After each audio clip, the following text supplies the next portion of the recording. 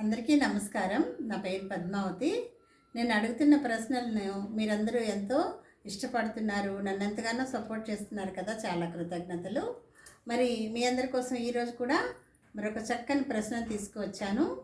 ఆ ప్రశ్నను అడగబోయే ముందు మొన్న అడిగిన ప్రశ్నకు సమాధానం చెప్తాను, వినండి ఫ్రెండ్స్.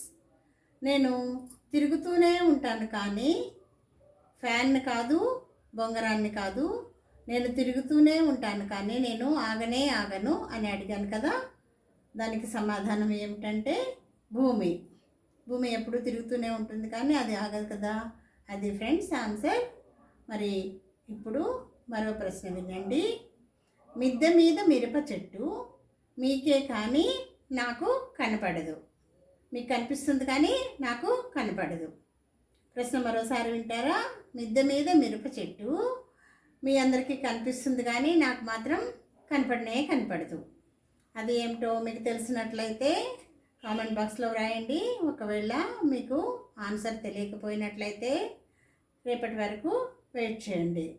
నా వీడియోలు మీకు నచ్చుతున్నట్లయితే లైక్ చేయండి, షేర్ చేయండి, సబ్స్క్రైబ్ చేసుకొని సపోర్ట్ చేయడం మాత్రం మర్చిపోకండి.